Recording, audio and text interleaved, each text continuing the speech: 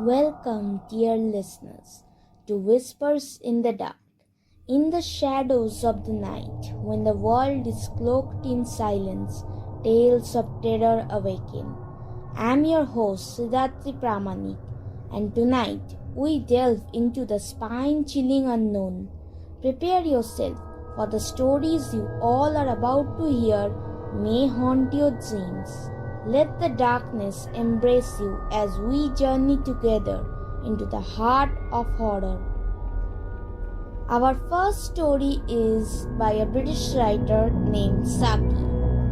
The name of the story is The Open Window. In the quiet English countryside lived a man named Frampton Nuttall. Though anxious, seeks solace from his nervous condition. His sister, eager to find him a place to rest, arranges a visit with a distant acquaintance, Mrs. Sappleton. On a dreary afternoon, Mr. Frampton finds himself in the cozy parlor of Mrs. Sappleton's home, waiting for his hostess to arrive. As he fidgets nervously, a young girl of 15 named Vida enters the room. With an air of mischief in her eyes, she decides to entertain her guest with a sinister tale. "You see that open window, Mr. Nuttall?" Vida begins, pointing to the large French window that opens out into the garden. "It holds a dark secret." Frampton's eyes widen with curiosity and unease. "3 years ago," Vida whispers, her voice barely audible, "my aunt's husband and her 2 younger brothers went out through that very window to go hunting. They never returned." Frampton shivers, feeling a chill in the air as he listens intently. "They were swallowed by the treacherous bog," Vera continues, "and to this day my poor aunt keeps the window open, hoping against hope that they might one day walk through it again." Just then Mrs. Sappleton enters the room, her face bright with hope and anticipation. She greets Frampton warmly, her eyes occasionally glancing at the open window. "Do forgive me for keeping you waiting," Mrs. Sappleton says, "but I always keep the window open for my husband and brothers. They should be home any minute now." Frampton, feeling a sense of dread creeping up his spine, tries to make small talk but finds himself constantly glancing at the open window.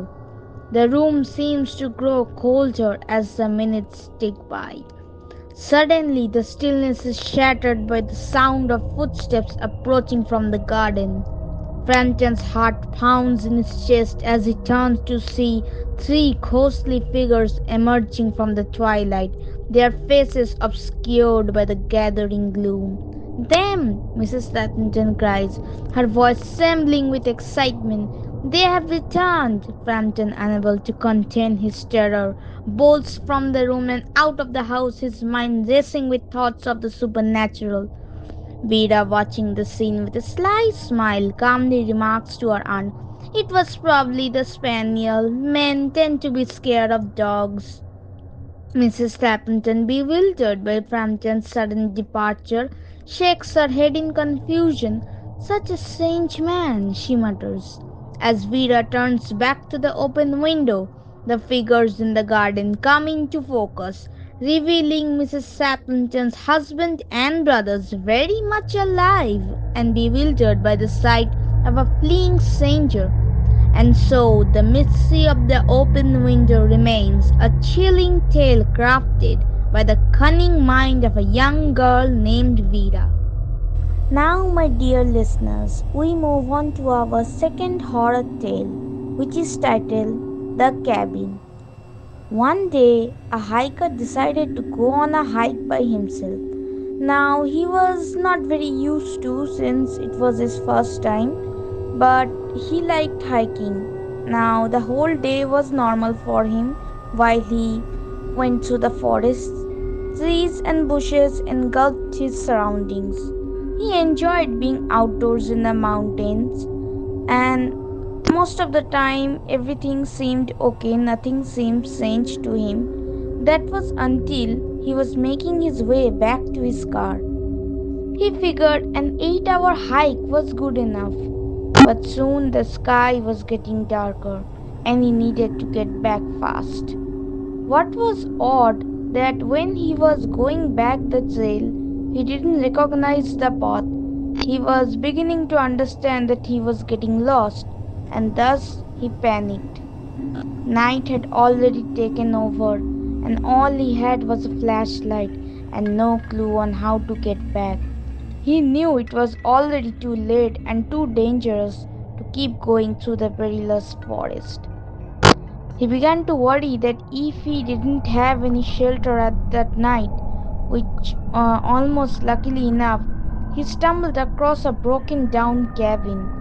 The cabin looked dark and seemed like no one had visited it in years, but he knew that it was the only place where he could rest until daylight, especially because his flashlight was running out of battery. When he approached the cabin, he knocked on the door a few times, but no one answered. So he let himself in where, strangely enough, he saw the cabin was perfectly empty, but a perfect bed that was fitted for one person awaited him in the center. He knew that if the owner of the cabin came back, he could explain himself that he was sure that the owner wouldn't mind that if he stayed, or even he thinks that maybe the owner might be dead since the cabin looked pretty old. So he went ahead and got himself comfortable in the bed. As he tried to sleep, he couldn't ignore the collection of paintings he saw around the room. He saw many portraits of strange looking people were all staring at him, and each of them wearing a smile that sent chills up his spine. Not too long after his exhaustion from the hike, he finally began to sleep peacefully and was able to ignore the faces. In the morning, when dawn came, he got up early, but to his surprise, he saw that there were no paintings around the room, only windows. Now, my dear listeners, you probably could have guessed what has happened in the ending. That was truly a terrifying tale for everyone, isn't it? For our next scary horror thriller on our series, the story is titled The Hallway, which is by Yong Chong Chin. Once there was an old mansion in the vicinity of a rundown neighborhood in Hong Kong. The old mansion was so large and scary looking from the outside. Its long hallway sent chills down the spine of any person entering it. It was also revealed that two young children, an 8-year-old boy and his 7-year-old sister, had been reported missing near the neighborhood 10 years ago, where they had been last seen at the void deck riding their bicycles. However, since the disappearance of the two children, people reportedly heard that there was an eerie voice coming from the hallway of the mansion, but none was any of the wiser because no one knew how the voice came out, as anyone who heard the eerie voice would quickly run out of the mansion of fear without finding out the origin of the voice. One day, a group of secondary school students, Elvis, Wallace, Frank, Sheila, and Erica, went on a field visit to the estate for their school project. And at the same time, for some strange, unexplained reason, they decided to check out the mansion, which had been long since stood still. When they entered the hallway, they saw that the main door was unlocked. So Frank pushed open the door. The hallway was pitch black. There was an eerie feeling in them when they entered the mansion. However, still the students still wanted to check out the mansion because they were curious. As they walked along the hallway, the eerie feeling intensified, as if to say, I have a feeling that something bad is going to happen, one of the students said. Nevertheless, the student remains undeterred. Elvis, on the other hand, turned on the torchlight as he walked along the hallway. The hallway seemed to be stretched, continuously stretching as they keep on wandering. Suddenly, they could hear a melancholic voice in the hallway. But when they looked around, there was no one there. Did anyone hear that? Frank asked, with his voice a little more than a whisper. Yes, it was so scary, Sheila and Erika replied, especially when there's no one there. Hello? Wallace called out, but there was no reply. Is someone here? Still no reply. Maybe this is just a prank, Frank said. It might be the work of some kids. This can't be possible, Elvis said. No one stays in this neighborhood any longer, especially after the disappearance of those two children 10 years ago. Just then, the melancholic voice could be heard again. The students initially wanted to run out of the mansion, but eventually thought that maybe it's nothing and curiosity got the better of them. So they decided to check out the origin of the voice. As they walked further along the hallway, the voice intensified. Its voice echoing through the hallway seemed to be stretching onwards as they moved forward. Soon they realized that the voice came from a barrel.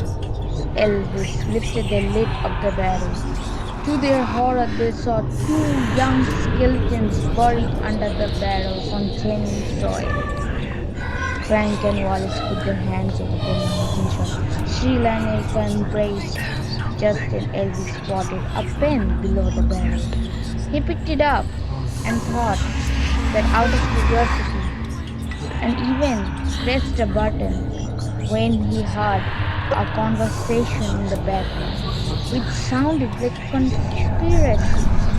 He immediately called the police and told them what they had found. After a few weeks later, forensic investigations confirmed that the skeletons found in that barrel of soil belonged to two children, the same two children who had been reported missing 10 years ago, and their cause of death was suffocation. Police investigations further revealed that those two children had been dead before they were reported missing, hence determining that the missing persons report was an attempt to cover up their deaths. Finally, after a long and thorough investigation, it was revealed that the children's aunt was the murderer.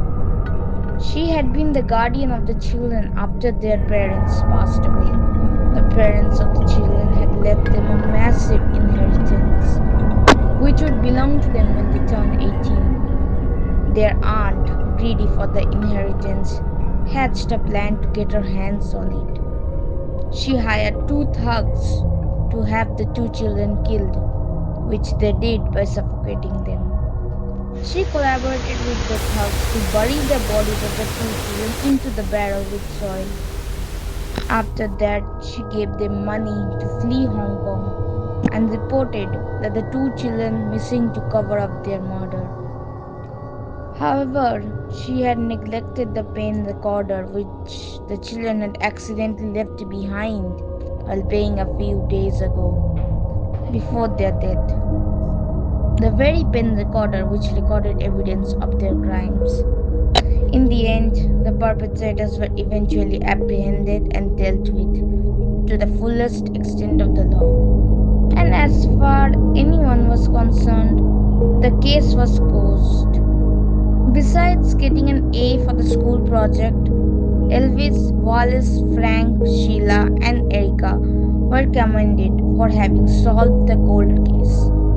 I hope, my listeners, you enjoyed this thrilling, scary tale.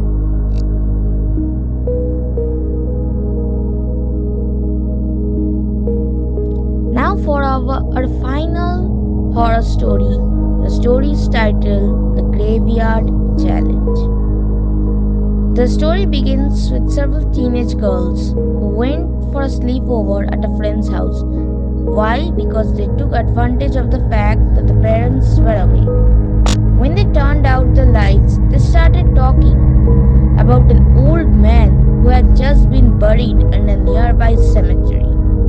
It was said that he had been buried alive and could be heard scratching at the coffin trying to get out. One of the girls scoffed at the idea, so the others dared her to go visit the grave right there and then. As proof that she had actually gone, she has to drive a wooden stake into the earth of the grave. The girl left, and her friends lay waiting for her to return. But the hours went by, and their friend failed to materialize.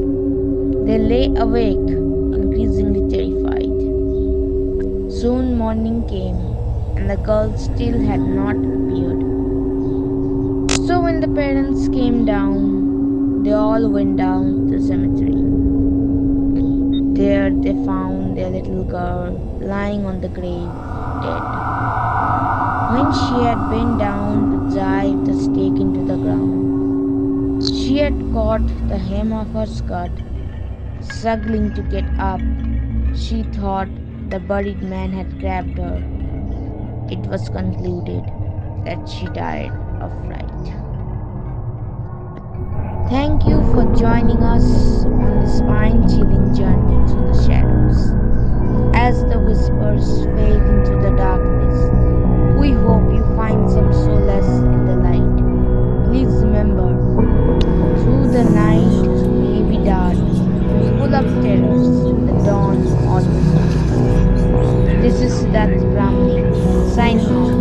Until next time, dear listeners, remain vigilant, stay curious, and above all, stay